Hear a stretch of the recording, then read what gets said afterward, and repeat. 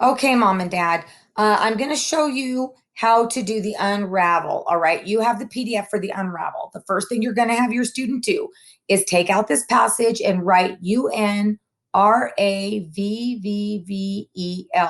down here on the side.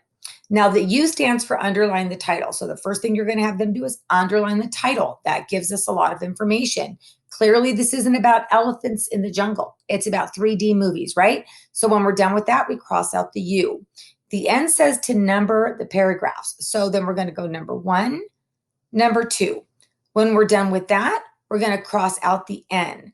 The R stands for are you reading the questions first? So we're not just going to read them, but we're going to really look at them and focus on what they're asking. So question number 1 says, what is a dimension? So we're going to underline the word dimension. All right, it's asking us what a dimension is. Question number 2, how can flat, two-dimensional things be measured? So I might underline flat, two-dimensional, and above it put 2D and underline measured. When I'm done with all of that intentional looking at the questions, I'm going to cross out the letter R. A says, are you circling or underlining keywords? We're not there yet, so we're going to skip to the first V.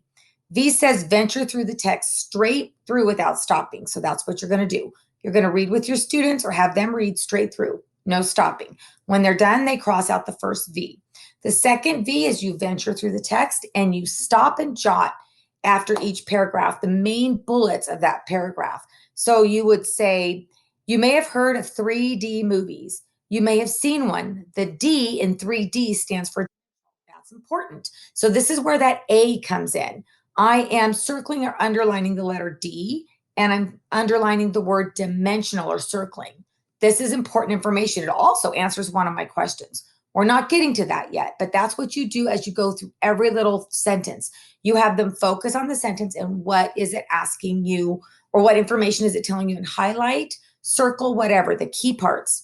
When you're all done with that paragraph, before you move on, they write 1 or 2 quick points of the main ideas here, not complete sentences, just like we would do in college, just a quick jot.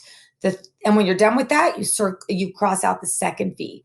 The third V is you're looking straight through now and you're looking for the answers, all right? So now we've probably already underlined some of them, but what is a dimension?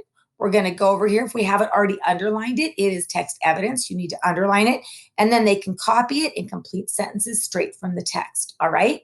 When you're done with that, the E stands for eliminate wrong answers. So if it was multiple choice and letter D was, is this mainly about bedroom decorations? Clearly, it's not letter D, so they would cross that out.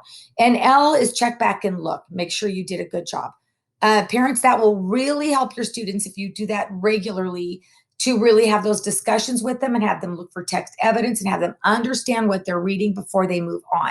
It's not targeting inferencing and all those other skills, but it is targeting key comprehension strategies. Hope helps.